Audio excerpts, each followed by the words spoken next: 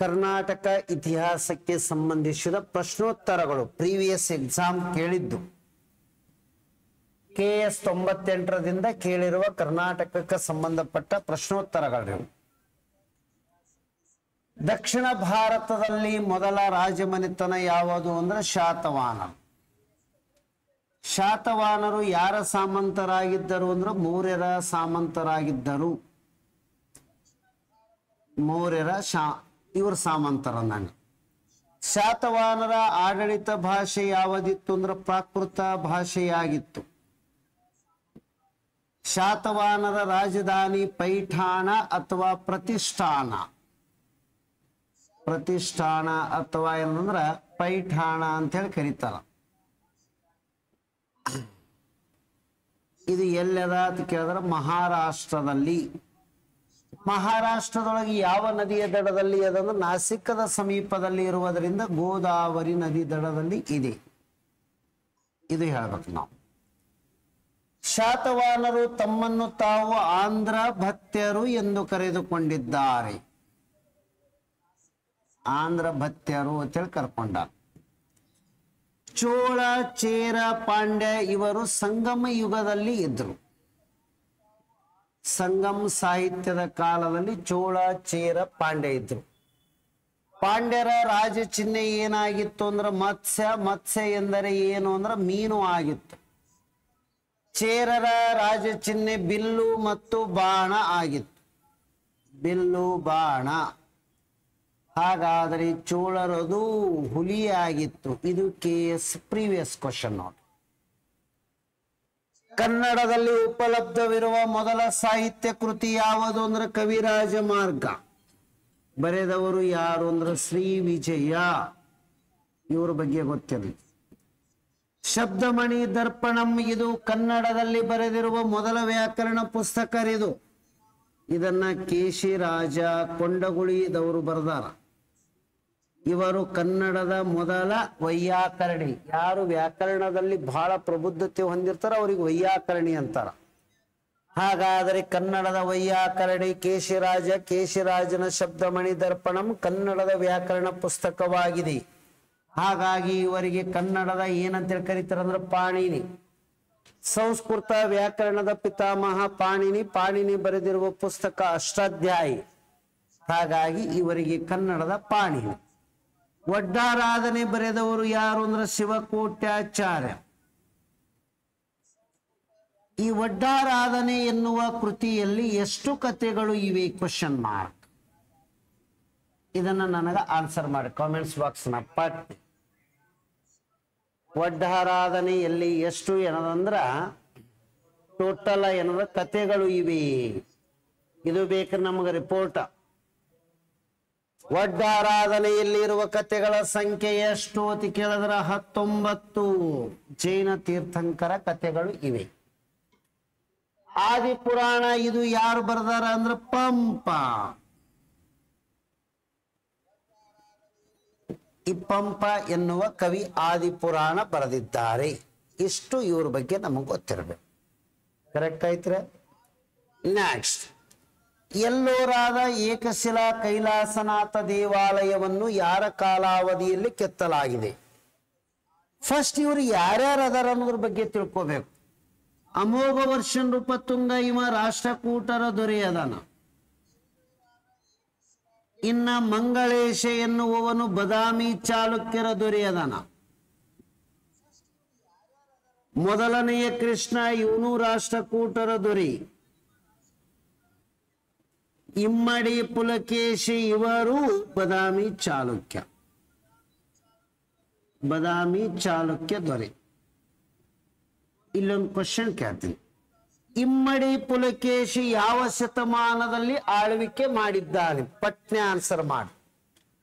ಇಮ್ಮಡಿ ಪುಲಕೇಶಿ 6ನೇ ಶತಮಾನ, 7ನೇ ಶತಮಾನ, 8ನೇ ಶತಮಾನ, 9ನೇ ಶತಮಾನ. ಯಾವ ಶತಮಾನದಲ್ಲಿ ಆಳ್ವಿಕೆ ನಡೆಸಿದನು ಇದು ಹೇಳಬೇಕು. ಇಮ್ಮಡಿ ಪುಲಕೇಶಿ ಯಾವಾಗ ಆಳ್ವಿಕೆ ಮಾಡ್ಯಾನ ಅನ್ನೋದು ಬೇಕಲ್ಲ. ಈ ಎಲ್ಲೋರಾದಲ್ಲಿ ಏನದಂದ್ರ ಗುಹೆಗಳನ್ನ ನಿರ್ಮಾಣ ಮಾಡ್ಯಾರಲ್ಲ, ಇದನ್ನ ರಾಷ್ಟ್ರಕೂಟರ ದೊರೆ 1ನೇ ಕೃಷ್ಣನು ಏಕಶಿಲಾ ಕೈಲಾಸನಾಥ ದೇವಾಲಯ. ಎಲ್ಲರ ಗುಹೆಗಳು ಯಾವ್ಯಾವ ಧರ್ಮಕ್ಕದಾವ ಅಂದ್ರೆ ಹಿಂದೂ ಧರ್ಮಕ್ಕೂ ಸಂಬಂಧ ಅದಾವ, ಜೈನ ಧರ್ಮಕ್ಕೂ ಸಂಬಂಧ ಅದಾವ, ಬೌದ್ಧ ಧರ್ಮಕ್ಕೂ ಸಂಬಂಧ ಅದಾವ. ಕರೆಕ್ಟ್ ಆಯ್ತ್ರೆ? ಇಲ್ಲಿ ನಮ್ದೊಂದು ಕ್ವಶನ್ ಏನದಂದ್ರ, ಎಲ್ಲೋರಾದ ಎಷ್ಟನೇ ಗುಹೆಯಲ್ಲಿ ಏಕಶಿಲಾ ಕೈಲಾಸನಾಥ ದೇವಾಲಯವಿದೆ? ಇದು ಕ್ವಶನ್ ಬೇಕು ನಾವು. ಹಾಗಾದರೆ ಏಕಶಿಲಾ ಕೈಲಾಸನಾಥ ದೇವಾಲಯ ಎಷ್ಟನೇ ಗುಹೆದೊಳಗದ ಅನ್ನೋದು ಬೇಕಲ್ರಿ. ಇದು ಮೊದಲ ಪುಲಕೇಶಿ ಅಧಿಕಾರ ಮಾಡಿದ್ದು 7ನೇ ಶತಮಾನದಲ್ಲಿ. ಇದು ಆನ್ಸರ್ ಮಾಡಬೇಕು. ಏಕಶಿಲಾ ಕೈಲಾಸನಾಥ ದೇವಾಲಯ ಎಲ್ಲೋರಾದ ಯಾವ ಗುಹೆಗಳಲ್ಲಿ ಇದೆ? ಆನ್ಸರ್ ಮಾಡಿ ಫಾಸ್ಟ್.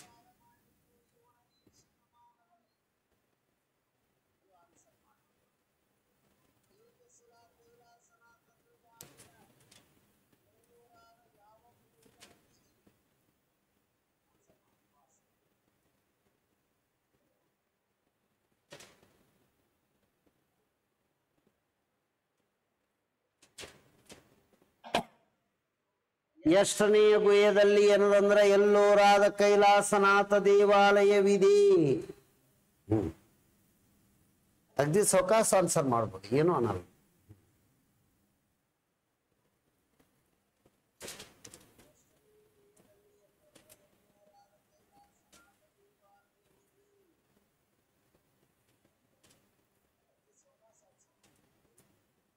ಹೇಳ್ರಿ, ನೀವರಿ ಹೇಳ್ರಿ ಎಷ್ಟೇ ಗುಹೆ?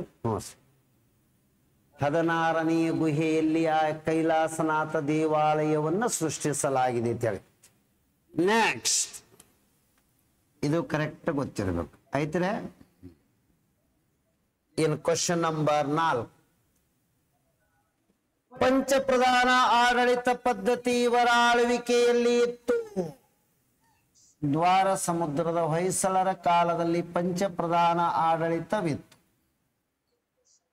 ಕರೆಕ್ಟ್ ಆಯ್ತ್ರೆ?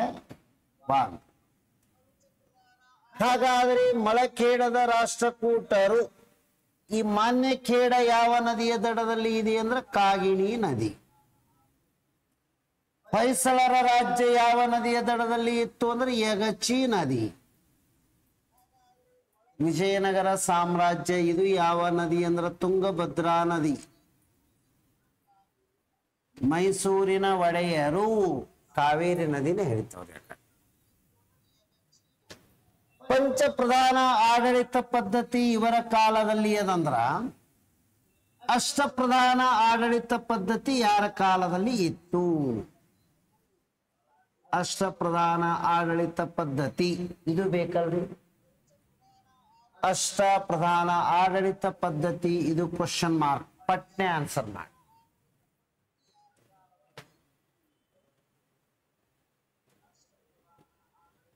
ಅಷ್ಟಪ್ರಧಾನ ಆಡಳಿತ ಪದ್ಧತಿ ಕ್ವಶನ್ ಮಾರ್ಕ್. ಇಲ್ಲಿ ನಾನು 4 ವರ್ಡ್ ಬರೀತೀನಿ, ಇವಕ್ಕಷ್ಟಕ್ಕ ಆನ್ಸರ್ ಹೇಳಿ ನೋಡೋಣ. ಅಷ್ಟಪ್ರಧಾನ ಪದ್ಧತಿ, ನವರತ್ನ, ಅಷ್ಟ ದಿಗ್ಗಜರು,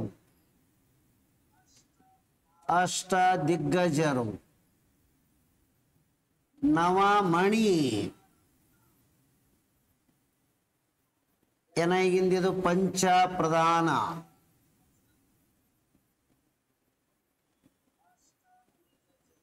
ಇದು ಯಾರ ಕಾಲದಲ್ಲಿ ಇತ್ತು ಅಂತ ಕೇಳಿದ್ರೆ ಹೊಯ್ಸಳರು.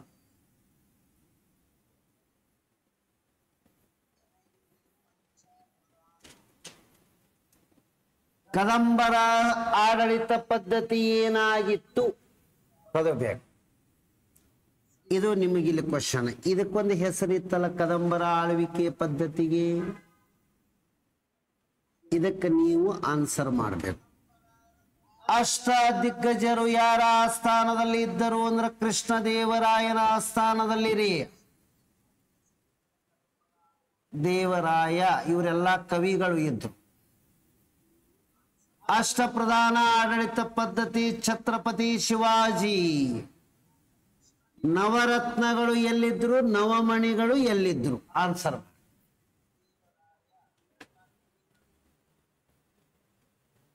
ನವರತ್ನ ನವಮಣಿ ಎರಡು ವರ್ಡ್ ಬೇಕಲ್ಲ. 9 ಜುವೆಲ್ಸ್ ನವರತ್ನಗಳು. ಎರಡನೆಯ ಚಂದ್ರಗುಪ್ತ ವಿಕ್ರಮಾದಿತ್ಯ.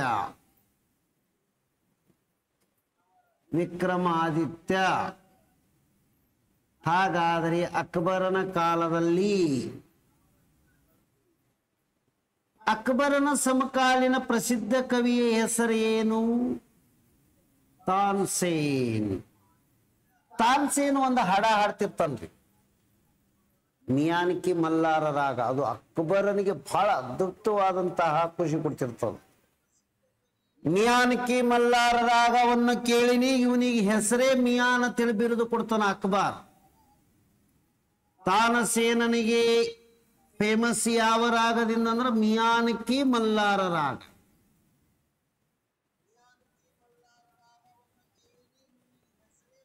ಅದಕ್ಕೆ ಅವನಿಗೆ ಏನದಂದ್ರೆ ತಾನ್ಸೇನ್. UPSC ಕೇಳಿದ್ರೆ ಅಕ್ಬರನ ಆಸ್ಥಾನದಲ್ಲಿ ಈ ಕವಿ ಇದ್ರು ಅಥವಾ ಸಂಗೀತಗಾರ ಇದ್ದಂದ್ರೆ ತಾನ್ಸೇನ್. ಕದಂಬರ ಆಡಳಿತ ಪದ್ಧತಿಗೆ ಏನೆಂದು ಕರೆಯಲಾಗುತ್ತದೆ? ಪಟ್ನೆ ಆನ್ಸರ್ ಮಾಡಿ.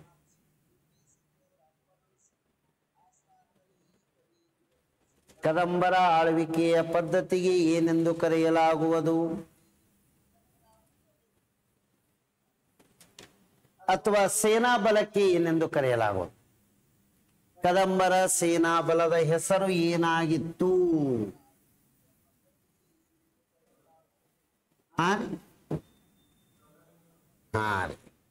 ಚೌ ಅಂದ್ರೆ ಎಷ್ಟು? ಚೌರಂಗ ಬಲ. ಇನ್ನ ಎರಡನೆಯ ಪುಲಿಕೇಶಿ ಅಂದ್ರೆ ಬದಾಮಿ ಚಾಲುಕ್ಯರ ಸೇನೆಗೆ ಏನ್ ಹೆಸರಿತ್ತು? ಸೋಲು ಇರಲಾರದ ಸೈನ್ಯ ಅಂತ ಹೇಳಿ ಹೇಳಿದ್ನಲ್ರಿ, ಅದಕ್ಕ ಕರ್ನಾಟಕ ಬಲ ಅಂತೇಳಿ ಹೆಸರಿತ್ತು. ಕರ್ನಾಟಕ ಬಲ. ಇದು ಚೌರಂಗ ಬಲ. ಗೆಜೆಟಿಯರ್ ಪುಸ್ತಕದಾಗ ಅದರ ಇದ್ರ ಬಗ್ಗೆ. ಕದಂಬರ ಸೇನಾ ಬಲಕ್ಕೆ ಚೌರಂಗ ಬಲ ಎಂಬ ಹೆಸರು ಹೊಂದಿತ್ತು. ಕದಂಬರ ನಾಣ್ಯಗಳ ಹೆಸರು ಪದ್ಮಟಂಕ ಎಂದಾಗಿದ್ದವು. ಪದ್ಮಟಂಕ ಎನ್ನುವ ನಾಣ್ಯಗಳನ್ನು ಹೊಂದಿದ್ದವು. ಸರ್, ಹೊಯ್ಸಳರು ಎಲ್ಲಿದಿಂದ ಅಧಿಕಾರಕ್ಕೆ ಬರ್ತಾರಂದ್ರೆ ಚಿಕ್ಕಮಗಳೂರು ಜಿಲ್ಲೆ. ಚಿಕ್ಕಮಗಳೂರು ಜಿಲ್ಲಾ ಯಾವ ಊರದಿಂದ ಅಂದ್ರೆ ಸೊಸೆಯೂರದಿಂದ. ಹಾಗಾದ್ರೆ ಸೊಸೆಯೂರ ಯಾವ ತಾಲೂಕದ ಬರ್ತದ? ಅಂಗಡಿ ತಾಲೂಕ. KPSC ಕ್ವಶನ್ ಇಷ್ಟೇ ಕೇಳಿದ್ದ. ಅಂಗಡಿ ಎನ್ನುವ ಸ್ಥಳದಲ್ಲಿ ಇವರು ಅಧಿಕಾರಕ್ಕೆ ಬಂದರು ಹೊಯ್ಸಳರು. ಅವ ತಾಲೂಕ ಹೆಸರು ಕೊಟ್ಟು ಕೇಳಲ್ಲ. ಚಿಕ್ಕಮಗಳೂರು ಕೊಟ್ಟಿಲ್ಲ, ಸೊಸೆಯೂರು ಕೊಟ್ಟಿಲ್ಲ, ಬೇಲೂರು ಕೊಟ್ಟಿಲ್ಲ, ಹಳೆಬೀಡು ಕೊಟ್ಟಿಲ್ಲ. ಅಂಗಡಿ ಎನ್ನುವುದು ಸ್ಥಳದಲ್ಲಿ ಇವರು ಅಧಿಕಾರಕ್ಕೆ ಬಂದ ಹೊಯ್ಸಳರು. ಹೊಯ್ಸಳರ ಸ್ಥಾಪಕ ಯಾರು? ಮೂಲ ಪುರುಷ ಬೇರೆ ರೀ. ಹೊಯ್ಸಳರ ಸ್ಥಾಪಕ ಯಾರು? ಇದಕ್ಕೆ ಆನ್ಸರ್ ಮಾಡುತ್ತಾವ. ಹೊಯ್ಸಳರ ಸ್ಥಾಪಕ ಯಾರು? ಮೂಲ ಪುರುಷ ಅಂದ್ರೆ ಸ್ಥಳ, ಅದು ಅಲ್ಲ ರೀ, ಸ್ಥಾಪಕ ಬೇಕು. ಹೊಯ್ಸಳರ ಸ್ಥಾಪಕ. ಪಟ್ನೆ ಆನ್ಸರ್ ಮಾಡಿ.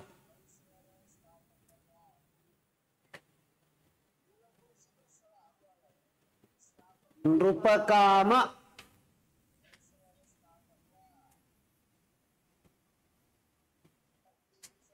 ಎಷ್ಟನೇದವ ಅನ್ನೋದು ಬೇಕಲ್ರಿ. ಈಗ ಹೊಯ್ಸಳರ ಮನೆತನದ ಸ್ಥಾಪಕ ನಿಜವಾಗಿ ಯಾರು ಅಂದ್ರೆ ನೃಪಕಾಮ.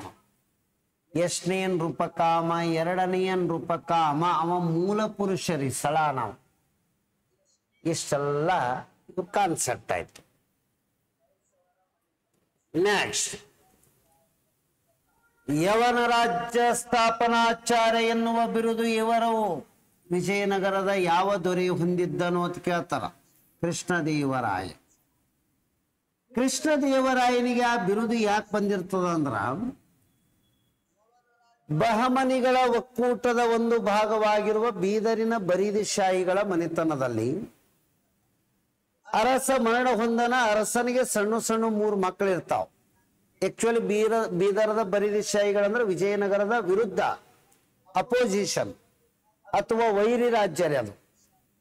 ಆದರೂ ಬೀದರದಲ್ಲಿ ಏನದಂದ್ರ ಒಬ್ಬ ರಾಜ ಮರಣ ಹೊಂದನ ಅವ್ರ ಸಣ್ಣ ಸಣ್ಣ ಮಕ್ಕಳನ್ನು ಒಯ್ದು ಜೈಲ್ನಾಗಿಟ್ಟು ಅಲ್ಲಿಯ ಮಂತ್ರಿನೇ ಅಧಿಕಾರಕ್ಕೆ ಬಂದಿರ್ತಾನ. ಅದು ರಾಜಧರ್ಮ ಆಗಲ್ಲ. ಹಾಗಾಗಿ ಅಲ್ಲಿ ರಾಜಧರ್ಮ, ವೈರಿ ರಾಜ್ಯ ಇದ್ರೂ ರಾಜಧರ್ಮ ಪಾಲನೆ ಆಗಬೇಕು ಎನ್ನುವ ಉದ್ದೇಶಕ್ಕಾಗಿ ಕೃಷ್ಣದೇವರಾಯನು ಬೀದರಿನ ಬರಿದಿಶಾಹಿ ಆ ರಾಜ್ಯದ ಮೇಲೆ ಹೋಗಿ ಆ ಸೇನಾಪತಿಯನ್ನು ಏನದಂದ್ರೆ ಕೊಂದು ಆ ಜೈಲಿನಲ್ಲಿರುವ 3 ಮಕ್ಕಳನ್ನು ಬಿಡಿಸಿ ಅದರ ದೊಡ್ಡ ಮಗನಿಗೆ ಸಿಂಹಾಸನಕ್ಕೆ ಕುಳ್ಳರಿಸಿ ಬರ್ತಾನ. ಯವನ ರಾಜ್ಯ ಪ್ರತಿಷ್ಠಾಪನಾಚಾರ್ಯ ಎನ್ನುವ ಬಿರುದು ಹೊಂದಿ ಬರ್ತಾನ. ಯವನರು ಎಂದರೆ ಅನ್ಯರು ಅಥವಾ ಬೇರೆಯವರು ಅಥವಾ ಗ್ರೀಕರು, ಹಿಂಗೆಲ್ಲ ಅರ್ಥ ಕೊಡ್ತಾವ. ಬರೇ ಯವನ ಪ್ರಿಯ ಅಂದ್ರೆ ಕರಿಮೆಣಸು, ಯವನ ಎಂದರೆ ಗ್ರೀಕರು, ಯವನರು ಎಂದರೆ ಅನ್ಯರು ಎಂದರ್ಥ ಈ ವರ್ಡ್. ಹೌದು, ಕೃಷ್ಣದೇವರಾಯನ ಕಾಲಾವಧಿ ಎಷ್ಟು ಅಂತ ಕೇಳ್ತಾನೆ. ಕೃಷ್ಣದೇವರಾಯನ ಕಾಲಾವಧಿ ಎಲ್ಲಿದಿಂದ ಎಲ್ಲಿಗೆ ಆಳ್ವಿಕೆ ಮಾಡ್ಯಾರ ಅನ್ನೋದು ಆನ್ಸರ್ ಹಾಕಿ. ಕೃಷ್ಣದೇವರಾಯನ ಕಾಲಾವಧಿ ಎಷ್ಟು ಅಂತೇಳಿ ಕೇಳಿದ್ರ. ಇವ್ರದು 1509 ರಿಂದ 1529 ಅಂತೇಳಿ ಹೇಳ್ತಾರ, ಅಥವಾ 10 ರಿಂದ 29 ಅಂತೇಳಿ ಹೇಳಿರ್ತಾರ. ಇದರ ಮಧ್ಯದಲ್ಲಿ ಒಂದು ಹೊಸ ಸಂಖ್ಯೆ ಬರ್ತದೆ ನೋಡ್ರಿ, 1526. ಈ ಹೊಸ ಸಂಖ್ಯೆ ಬಂದಕ್ರ ಇದಕ್ಕೆ 1ನೇ ಪಾಣಿಪತ್ ಕದನ ನಡೆದದ ಇಲ್ಲ ನೋಡ್ರಿ. ಈ ಪಾಣಿಪತ್ ಕದನದ ವಿಜಯ ಸಾಧಿಸಿದವ ಯಾರು ಅಂದ್ರೆ ಬಾಬರ್. ಬಾಬರನು ಇವನ ಸಮಕಾಲೀನವನಾಗಿದ್ದನು, ಕೃಷ್ಣದೇವರಾಯನ ಸಮಕಾಲೀನ ದೊರೆ. ಇದು ಹೇಳ್ಬೇಕು ನಾವು. ಹಾಗಾದರೆ ವಿಜಯನಗರ ಸಾಮ್ರಾಜ್ಯದ ಅತ್ಯಂತ ಕೊನೆಯ ದೊರೆ ಯಾರು? 1 2 3 ಯಾರು ಕೊನೆಯ ದೊರೆ? ಇಲ್ಲಿ ಅವನ ಹೆಸರು ಬೇಕಲ್ಲ. ವಿಜಯನಗರದ ಕೊನೆಯ ದೊರೆ ಯಾರು? ಇದು ಆನ್ಸರ್ ಮಾಡ್ಬೇಕು ತಾವು.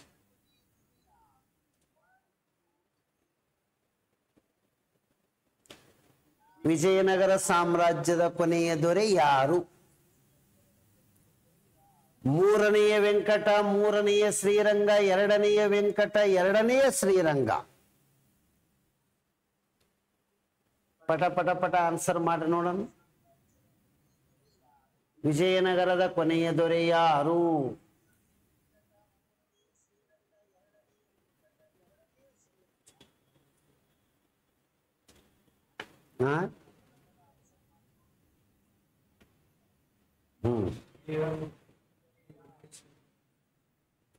ಮೂರನೆಯ ಶ್ರೀರಂಗ. ಅಗ್ದಿ ಪರ್ಫೆಕ್ಟ್ ಹೇಳ್ಬೇಕ್ರಿ ಆನ್ಸರ್. ಇವರೇ ಲಾಸ್ಟ್.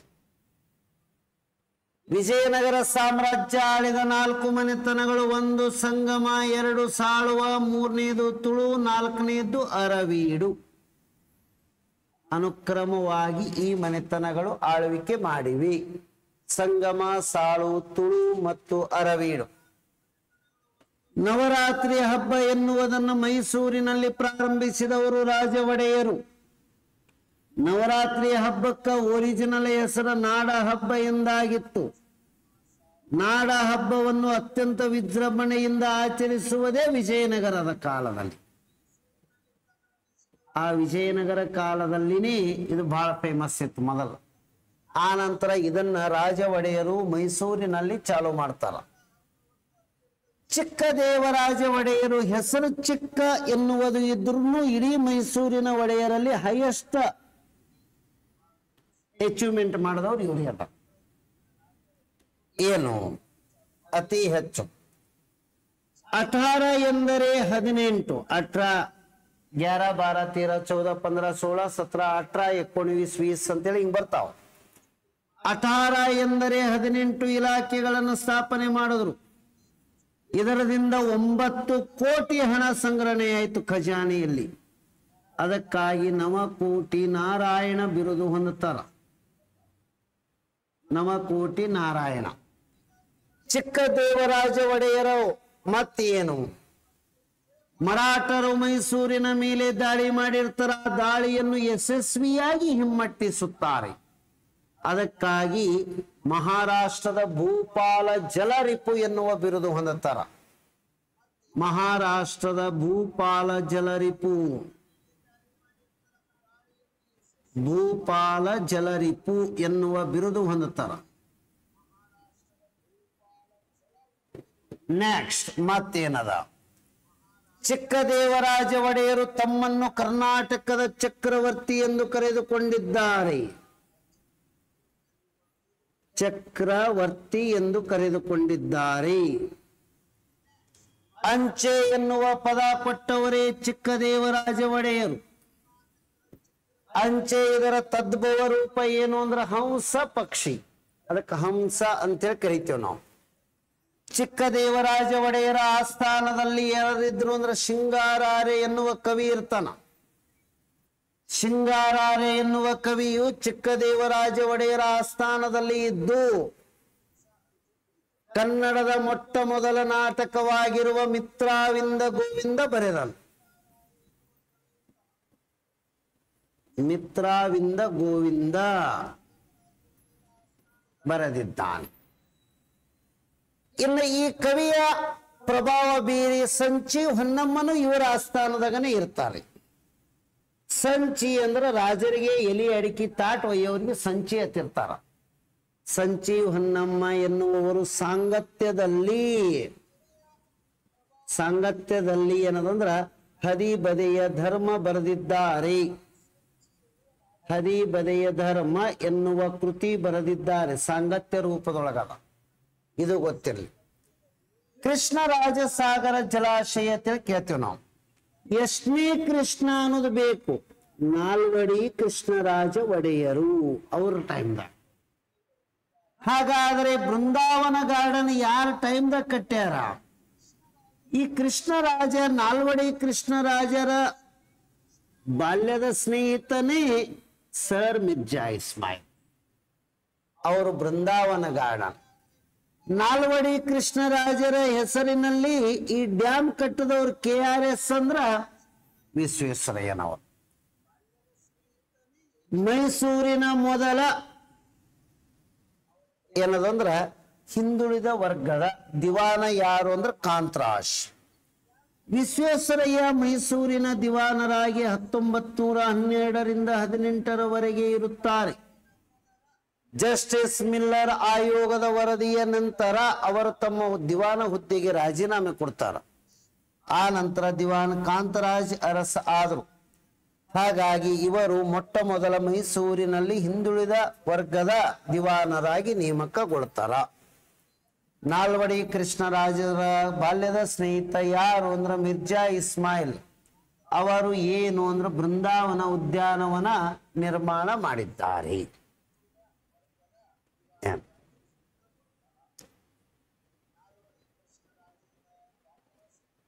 ಮೈಸೂರು ವಿಶ್ವವಿದ್ಯಾಲಯದ ಸ್ಥಾಪಕ ಎಷ್ಟರಲ್ಲಿ ಅಂದ್ರೆ 1916. ಅವಾಗ ಯಾರು ಇರ್ತಾರಂದ್ರೆ ವಿಶ್ವೇಶ್ವರಯ್ಯನವರು ಇರ್ತಾರ. ಮೈಸೂರು ವಿಶ್ವವಿದ್ಯಾಲಯದ ಕ್ಯಾಂಪಸ್ಕ ಏನತ್ತಳಿ ಹೆಸರದ? ಮಾನಸ ಗಂಗೋತ್ರಿ. ಮಾನಸ ಗಂಗೋತ್ರಿ ಅಂತೇಳಿ ಇದು KES ಎಕ್ಸಾಮ್ ಕೇಳಿದ್ರು, ಕರ್ನಾಟಕ ಎಜುಕೇಶನ್ ಸರ್ವಿಸ್. ಮಾನಸ ಗಂಗೋತ್ರಿ ಅಂತೇಳಿ ಕರೀತಾರೆ. ಹಾಗಾದ್ರೆ ಜ್ಞಾನ ಭಾರತಿ ಎನ್ನುವ ಪದ ಯಾವ ಕ್ಯಾಂಪಸ್ ಕರೀತಾರ? ಇದು ಬೇಕಲ್ರಿ. ಜ್ಞಾನ ಭಾರತಿ ಎನ್ನುವುದು ಬೆಂಗಳೂರು ಯೂನಿವರ್ಸಿಟಿ ಕರೀತಾರ. ಕರ್ನಾಟಕದಲ್ಲಿ ಒಟ್ಟು 3 ಅಗ್ರಿಕಲ್ಚರಲ್ ಯೂನಿವರ್ಸಿಟಿ ಅದಾವ. ನಂಬರ್ 1ನೇದ್ದು ಬೆಂಗಳೂರಿನಲ್ಲಿ ಅದ, ನಂಬರ್ 2ನೇದ್ದು ಧಾರವಾಡದಲ್ಲಿ ಅದ, ನಂಬರ್ 3ನೇದ್ದು ಏನದಂದ್ರೆ ರಾಯಚೂರದಲ್ಲಿ ಅದ. ಧಾರವಾಡ ಕೃಷಿ ವಿಶ್ವವಿದ್ಯಾಲಯದ ಘೋಷವಾಕ್ಯ ಕೋಟಿ ವಿದ್ಯೆಗಿಂತ ಮೇಟಿ ವಿದ್ಯೆಯೇ ಮೇಲು. ಮೇಟಿ ಅಂದ್ರೆ ನೇಗಲ ವಿದ್ಯೆ ಶ್ರೇಷ್ಠ ಅಂತ ಹೇಳ್ತಾರ. ಕವಿ ಸರ್ವಜ್ಞ ಹೇಳಿದ್ದು ಅದನ್ನ ಅದರ ಘೋಷವಾಕ್ಯ ಅದ. ಹಾಗಾದರೆ ಯಾವ ವಿಶ್ವವಿದ್ಯಾಲಯದ ಘೋಷಣಾ ವಾಕ್ಯ ಕೃಷಿತೋ ನಾಸ್ತಿಕೋ ಹಿ ನಾಸ್ತಿಕಂ ಅಂತ ಹೇಳದ? ಅದು ತಾವು ಆನ್ಸರ್ ಮಾಡಿ. ಕೃಷಿತೋ ನಾಸ್ತಿಕೋ ಹಿ ನಾಸ್ತಿಕಂ. ನೆಕ್ಸ್ಟ್ 1857 ಮುಂಡರಗಿ ಎಲ್ಲಿ ಬರ್ತದ? ಕೊಪ್ಪಳದಾಗ ಬರ್ತದ. ಆ ಮುಂಡರಗಿ ಭೀಮರಾವನ ದಂಗೆ ಅಂತೇಳಿ ಪಟಕ್ನೆ ಆ ವರ್ಡೇ ಬಂದು ಬಿಡ್ತದೆ. ಮುಂಡರಗಿ ಭೀಮರಾವ್ ದಂಗೆ ಕೊಪ್ಪಳ, ಇದು ಗೊತ್ತಿರಬೇಕು. ಕರ್ನಾಟಕದ ಜಲಿಯನ್ ವಾಲಾ ಬಾಗ ಎಂದು ಇದಕ್ಕೆ ಕರೆಯುತ್ತಾರೆ. ವಿದುರಾಶ್ವತ್ಥ ಎಲ್ಲದ? ಚಿಕ್ಕಬಳ್ಳಾಪುರ ಜಿಲ್ಲಾದೊಳಗ. ಹೌದು, ಇಲ್ಲಿ ಏನದಂದ್ರೆ ಒಂದು ನದಿ ಹರಿತದ. ಆ ನದಿ ಯಾವುದು? Question mark. ಅಲ್ಲಿ ಜಾತ್ರೆ ನಡೆದಿರ್ತದ. ಆ ಟೈಮ್ದಾಗ ಇದು ಗಲಾಟೆ ಆಗಿದ್ದು ವಿದುರಾಶ್ವತ್ಥ. ಈ ಚಿಕ್ಕಬಳ್ಳಾಪುರ ಜಿಲ್ಲಾದೊಳಗ ಡ್ಯಾಶ್ ನದಿಯ ದಡದಲ್ಲಿ ಏನಂದ್ರೆ ಅಲ್ಲಿ ಜಾತ್ರೆ ನಡೆದಿರ್ತದಲ್ರಿ, ಅದು ಆನ್ಸರ್ ಮಾಡ್ಬೇಕು ನೀವು. ಈಸೂರು ಎಲ್ಲದ ಅಂತ ಕೇಳಿದ್ರೆ ಶಿವಮೊಗ್ಗದಾಗ. ಶಿವಮೊಗ್ಗ ಇದು ಯಾವಾಗಂದ್ರೆ 1942 ಭಾರತ ಬಿಟ್ಟು ತೊಲಗಿ ಚಳುವಳಿಯಲ್ಲಿ ಸ್ವಾತಂತ್ರ್ಯ ಘೋಷಿಸಿಕೊಂಡ ಮೊದಲ ಹಳ್ಳಿ. ಶಿವಪೂರು ಧ್ವಜ ಸತ್ಯಾಗ್ರಹ ಎಲ್ಲದಂದ್ರೆ ಮಂಡ್ಯದ ಒಳಗೆ ಎಲ್ಲದಂದ್ರೆ ಮದ್ದೂರ. ಶಿವಪುರ ಯಾವ ನದಿಯ ದಡದಲ್ಲಿ ಇದೆ? ಇದನ್ನು ಕ್ವಶನ್ ಮಾರ್ಕ್. ಅಂಕೋಲ ಎಲ್ಲದ? ಉತ್ತರ ಕನ್ನಡದೊಳಗ ಅದ. ಇಲ್ಲಿ ಉಪ್ಪಿನ ಸತ್ಯಾಗ್ರಹ ನಡೆದ.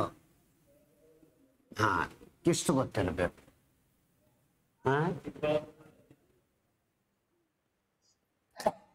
ಚಿಕ್ಕಬಳ್ಳಾಪುರ ಜಿಲ್ಲಾ ಯಾವ ನದಿಯ ದಡದಲ್ಲಿ ವಿದುರಾಶ್ವತ್ಥ ಒಂದು ಜಾತ್ರೆ ನಡೆದಿರ್ತದ. ಆ ಸಂದರ್ಭದಾಗ ಇಲ್ಲಿ ಎಲ್ಲ ಘಟನೆ ನಡೆದಿತ್ತು. ಕೊಡಗಿನಲ್ಲಿ ಬ್ರಿಟಿಷರ ವಿರುದ್ಧ ಸಶಸ್ತ್ರ ದಂಗೆಯ ನೇತೃತ್ವ ವಹಿಸಿಕೊಂಡವನು ಕಲ್ಯಾಣ ಸ್ವಾಮಿ. ಇದನ್ನ 1834ರಲ್ಲಿ ಬ್ರಿಟಿಷರು ಕಂಪ್ಲೀಟ್ಗಾಗಿ ಕ್ಲೋಸ್ ಮಾಡ್ತಾರೆ. ಆ ಕೊಡಗಿಗೆ ಅವ್ರ ಹೆಸರು ಏನ್ ಕೊಡ್ತಾರ ಅಂದ್ರೆ ಕೂರ್ಗ್. ಈ ಕೂರ್ಗ್ ಎನ್ನುವುದೇ ಮುಂದೆ ಏನಾಗ್ತಂದ್ರೆ ಸಿ ವಲಯದ ರಾಜ್ಯ ಆಗಿರುತ್ತೆ. ಕೊಡಗಿನ ಮೊದಲ ಮುಖ್ಯಮಂತ್ರಿ ಪೂರ್ಣಚ್ಚಯ್ಯ ಅಂತ ಹೇಳಿ ಬರ್ತಾರ. ಇವರು ಕೊಡಗಿನ ಮೊದಲ ಮುಖ್ಯಮಂತ್ರಿಯಾಗಿ ನೇಮಕಗೊಂಡಿದ್ದಾರೆ. KS ಕ್ವಶನ್ ರೀ ಅದನ್ನು. ಕರ್ನಾಟಕದಲ್ಲಿ ಬ್ರಹ್ಮ ಸಮಾಜದ ಮೊದಲ ಶಾಖೆ ಸ್ಥಾಪನೆಯಾಗಿರುವುದು ಧಾರವಾಡ. ಬ್ರಹ್ಮ ಸಮಾಜ 1828ರಲ್ಲಿ ಎಲ್ಲಿ ಸ್ಥಾಪನೆ ಆತ್ಮನ? ಕಲ್ಕತ್ತಾ. ಏಕದೇವತಾ ಆರಾಧನಾ ತತ್ವ ಅಂತ ಹೇಳಿ ಹೇಳ್ತಾರ. ಯಾರು ಅಂದ್ರೆ ರಾಜಾ ರಾಮ್ ಮೋಹನ್ ರಾಯ್. ಇವರಿಗೆ ರಾಜ ಎನ್ನುವ ಬಿರುದು ಕೊಟ್ಟವರು ಎರಡನೆಯ ಅಕ್ಬರ್. ಇವರ ಸಮಾಧಿ ಎಲ್ಲದಂದ್ರ ಲಂಡನ್ನಿನ ಬ್ರಿಸ್ಟಾಲ್ ನಗರದಲ್ಲಿ ಅದ. ಇವರು ಹುಟ್ಟಿದ್ದು ಎಲ್ಲಿ ಅಂದ್ರ ಆನಂದ ನಗರ, ಪಶ್ಚಿಮ ಬಂಗಾಳದಾಗ. ಇವರಿಗೆ ಭಾರತದ ಪುನರುಜ್ಜೀವನದ ಪಿತಾಮಹ, father of the Indian renaissance period ಅಂತ ಹೇಳಿ ಕರಿತೇವ್ರು. ರಿನೇಸಿಯನ್ಸ್. ಕರ್ನಾಟಕದ ಬಾಡೋಲಿ ಅನ್ನಕ್ಕಿಂತ ಕರ್ನಾಟಕದ ದಂಡಿ ಅನ್ನಬೇಕಾಗಿತ್ತು. ಅಂಕೋಲಾ. ಇದು ತಗೋಬೇಕಲ್ರಿ. ಬರೀ ಬಾರ್ಡೋಲಿ ಅಂದ್ರೆ ಏನದ? ಇದು ಅಂದ್ರ ಗುಜರಾತ್ದಾಗ ಅದ. ಬಾರ್ಡೋಲಿ ಸತ್ಯಾಗ್ರಹ ಯಾವಾಗ ನಡೀತದ? 28. ಯಾರ ನೇತೃತ್ವದಲ್ಲಿ? SV ಪಟೇಲ್, ಸರ್ದಾರ್ ವಲ್ಲಭಾಯ್ ಪಟೇಲ್. ಇದೇ ಚಳುವಳಿಯ ಸಂದರ್ಭದಲ್ಲಿ ಇವರಿಗೆ ಸರ್ದಾರ್ ಎಂಬ ಬಿರುದು ಗಾಂಧೀಜಿ ನೀಡಿದರು. ಆಕ್ಚುಲಿ ಕೊಟ್ಟವರು ಅಲ್ಲಿಯ ಸ್ಥಳೀಯ ಮಹಿಳೆಯರು. ಮೈಲಾರ ಮಹಾದೇವಪ್ಪ ಇವರು ಹಾವೇರಿ ಜಿಲ್ಲೆ ಮೋಟೆಬೆನ್ನೂರದವ್ರಿ. ಇವರು ಉಪ್ಪಿನ ಸತ್ಯಾಗ್ರಹದಲ್ಲಿ ಪಾಲ್ಗೊಂಡ ಅತ್ಯಂತ ಕಿರಿಯ ವಯಸ್ಸಿನ ಬಾಲಕ. ಟೋಟಲ್ ಪಾಲ್ಗೊಂಡವರ ಸಂಖ್ಯೆ 79. ಹಿರಿಯ ವ್ಯಕ್ತಿ ಗಾಂಧೀಜಿ, ಕಿರಿಯ ವ್ಯಕ್ತಿ ಮೈಲಾರ ಮಹಾದೇವಪ್ಪ. ಈ ದಂಡಿ ಉಪ್ಪಿನ ಸತ್ಯಾಗ್ರಹ ಗುಜರಾತಿನಲ್ಲಿ ಚಾಲು ಆಯಿತು. ಎಲ್ಲಿದಿಂದ ಹೊಂಟಿದ್ರು ಅಂದ್ರೆ ಗುಜರಾತಿನ ಸಬರ್ಮತಿ ಆಶ್ರಮದಿಂದ ದಂಡಿಯವರೆಗೆ. ಟೋಟಲ್ ಅಪ್ರಾಕ್ಸಿಮೇಟ್ಲಿ ಎಷ್ಟು ದಿನ ಹೋದ್ರು ಅಂದ್ರೆ 24 ದಿನ. ಎಷ್ಟು ಮೈಲ್ ನಡೆದಾರ? ಅಪ್ರಾಕ್ಸಿಮೇಟ್ಲಿ ಅಂದ್ರೆ 240 ಮೈಲ್ ದೂರ ಪ್ರಯಾಣಿಸಿದರು. ಎಷ್ಟು ಜನ ಇದ್ರಂದ್ರೆ 79. ನಡ್ಕೋತ ಹೋಗೋತಿಗೆ ಬ್ಯಾಸರ ಆಗಬಾರ್ದು ಅಂತೇಳಿ ಹಾಡ ಹಾಡ್ತಿದ್ರು. ರಘುಪತಿ ರಾಘವ ರಾಜಾರಾಮ ಗೀತೆಯನ್ನು ಈ ಚಳವಳಿಯ ಸಂದರ್ಭದಲ್ಲಿ ಯಾರು ಹಾಡ್ತಿದ್ರು ಅಂತ ಕೇಳ್ಯಾರ? ವಿಷ್ಣು ದಿಗಂಬರ್ ಚಿಪ್ಪುಳ್ಕರ್. SSC question. ದಂಡಿ ಉಪ್ಪಿನ ಸತ್ಯಾಗ್ರಹದ ಸಂದರ್ಭದಲ್ಲಿ ಏನದಂದ್ರ ರಘುಪತಿ ರಾಘವ ರಾಜಾರಾಮ್ ಗೀತೆಯನ್ನು ಯಾರು ಹಾಡುತ್ತಿದ್ದರು ಅಂದ್ರೆ ವಿಷ್ಣು ದಿಗಂಬರ್ ಚಿಪ್ಪುಳ್ಕರ್. ಇದು ಹೇಳ್ಬೇಕನ್ನ. ನೆಕ್ಸ್ಟ್, ಕರ್ನಾಟಕದ ಬಗ್ಗೆ ಮೊಟ್ಟ ಮೊದಲಿಗೆ ಉಲ್ಲೇಖಿತವಿರುವುದೇ ಮಹಾಭಾರತ. ಮಹಾಭಾರತಕ್ಕ ಎಷ್ಟು ಪರ್ವಗಳದಾವ ಅಂದ್ರೆ 18 ಪರ್ವಗಳದಾವ. ಯಾಕಂದ್ರ ಆ ಯುದ್ಧ ನಡೆದಿದ್ದೆ 18 ದಿನ. ಎಲ್ಲಿ ನಡೆದ? ಕುರುಕ್ಷೇತ್ರ. ಕುರುಕ್ಷೇತ್ರ ಎಲ್ಲದ ಅಂದ್ರ ಹರಿಯಾಣ ರಾಜ್ಯದಲ್ಲಿ ಇದೆ. ನೆಕ್ಸ್ಟ್, ಗಂಗರ ಮೊದಲ ರಾಜಧಾನಿ ಯಾವುದು ಅಂತ ಕೇಳ್ತಾರ? ಕುವಲಾಲ. ಕುವಲಾಲ ಎನ್ನುವುದೇ ಇವತ್ತಿನ ಕೋಲಾರ. ತಲಕಾಡುನು ಅವ್ರದ ರಾಜಧಾನಿ ಆಗಿತ್ತೆ, ಮಣ್ಣೇನು ಆಗಿತ್ತು. ಶ್ರವಣ ಬೆಳಗೊಳ ಅವರಿಗೆ ಜೈನ ಧರ್ಮದ ಯಾತ್ರಾ ಸ್ಥಳ ಆಗ್ಯದ ಅವ್ರ ಟೈಮ್ದಾಗ. ಗಂಗರ ರಾಜ ಚಿಹ್ನೆ ಏನದ ಅಂದ್ರ ಮದಗಜ. ಕರ್ನಾಟಕವನ್ನು ದೀರ್ಘಕಾಲ ಆಳ್ವಿಕೆ ಮಾಡಿದವರು ಯಾರು ಅಂದ್ರೆ ಗಂಗರು. ಕರ್ನಾಟಕದಲ್ಲಿ ಗಂಗರ ಆಳ್ವಿಕೆ ಕೊನೆಗೊಳಿಸಿದವರು ಚೋಳರು. ಗಂಗವಾಡಿ ಎನ್ನುವ ಪ್ರದೇಶ ಎಷ್ಟು ಹಳ್ಳಿಗಳನ್ನು ಒಳಗೊಂಡಿತ್ತು ಅಂತ ಕೇಳಿದ್ರೆ 98,000 ಹಳ್ಳಿಗಳನ್ನು ಒಳಗೊಂಡಿತ್ತು. ಹಾಗಾದರೆ ಈಗ ಕರ್ನಾಟಕದ ಏನದಂದ್ರೆ ಈ ಗಂಗವಾಡಿ ಪ್ರದೇಶದಿಂದ ಚೋಳರಿಗೆ ಹೊರ ಹಾಕದವರು ಯಾರು ಅಂತ ಕೇಳ್ತಾರ? ವಿಷ್ಣುವರ್ಧನ. ಹೊಯ್ಸಳರ ದೊರೆ ವಿಷ್ಣುವರ್ಧನ. ಅದಕ್ಕಾಗಿ ಇಲ್ಲಿದಿಂದ ಇವ್ರಿಗೆ ಹೊರಗೆ ಹಾಕನ ಗಂಗೈಕೊಂಡ ಚೋಳ ಅಲ್ಲ ರೀ, ಬರೀ ಇವ್ರು ಏನಂದ್ರ ಗಂಗೈಕೊಂಡ ಚೋಳ ಬೇರೆ. ಅದು ವಿಷ್ಣುವರ್ಧನ ಚೋಳರನ್ನು ಹೊರ ಹಾಕದ ಬಳಕ ಏನಂತೇಳಿ ಬಿರುದು ಹೊಂದುತ್ತಾರ ಅಂತ ಕೇಳ್ತಾರ. ಚೋಳರನ್ನ ಮತ್ತೆ ಎಲ್ಲಿ ತನಕ ಬೆನ್ನ ಹತ್ತಿಕೊಂಡು ಹೋಗ್ಯಾನ ಅನ್ನೋದನ್ನು ಬೇಕು. ವಿಷ್ಣುವರ್ಧನ ಎನ್ನುವವರೆಗೆ 2 ಬಿರುದುಗಳು ಇದ್ದು ಕರ್ನಾಟಕದ ಪ್ರದೇಶದಿಂದ ಚೋಳರನ್ನು ಹೊರ ಹಾಕಿ 2 ಪ್ರಮುಖ ಬಿರುದುಗಳು ಹೊಂದ್ಯಾರ. ಯಾವ್ಯಾವ ಅನ್ನೋದು ಪಟ್ನೆ ಆನ್ಸರ್ ಮಾಡಿ. ವಿಷ್ಣುವರ್ಧನ ಹೊಂದಿರುವ 2 ಬಿರುದುಗಳು, ಒಂದು ತಲಕಾಡುಗೊಂಡ. ಮತ್ರಿ ತಲಕಾಡುಗೊಂಡ. ಚೋಳರನ್ನ ಎಲ್ಲಿ ತನಕ ಬೆನ್ನತ್ತಿಕೊಂಡು ಹೋಗ್ತಾನ ಅಲ್ಲಿಗೆ ಆ ಮತ್ತೊಂದು ಬಿರುದು ಇರ್ತದೆ. ಕಂಚಿಯವರೆಗೆ ಬೆನ್ನಟ್ಟಿಕೊಂಡು ಹೋಗಿ ಕಂಚಿಗೊಂಡ. ಹೌದು, ವಿಷ್ಣುವರ್ಧನನ ಮೊದಲ ಜೈನ ಯಾವ ಧರ್ಮದ ಇದ್ನಂದ್ರೆ ಜೈನ ಧರ್ಮ. ರಾಮಾನುಜಾಚಾರ್ಯರದಿಂದ ಯಾವ ಧರ್ಮಕ್ಕೆ ಮತಾಂತರ ಆತನಂದ್ರೆ ವೈಷ್ಣವ ಧರ್ಮ. ವೈಷ್ಣವ ಧರ್ಮಕ್ಕೆ ಮತಾಂತರಗೊಳ್ಳುತ್ತಾನೆ, ಇದು ಗೊತ್ತಿರಬೇಕು. ವೇದ ಮಾರ್ಗ ಪ್ರತಿಷ್ಠಾಪನಾಚಾರ್ಯ ಎನ್ನುವ ಬಿರುದು ಹೊಂದಿದವರೇ ಯಾರು ಅಂದ್ರೆ 1ನೆಯ ಬುಕ್ಕರಾಯ. ಇದು ಎಷ್ಟು ಇರಬೇಕು. ಗಜ ಬೇಂಟೆಗಾರ ಬಿರುದು ಯಾರಿಗಿತ್ತು ಅಂತ ಕೇಳ್ತಾರ. ಗಜ ಬೇಂಟೆಗಾರ ಬಿರುದು ಹೊಂದಿದವ 2ನೇ ದೇವರಾಯ ಕೃಷ್ಣ ದೇವರಾಯನಿಗೆ ಆಂಧ್ರ ಭೋಜ ಎನ್ನುವ ಬಿರುದು ಇತ್ತು.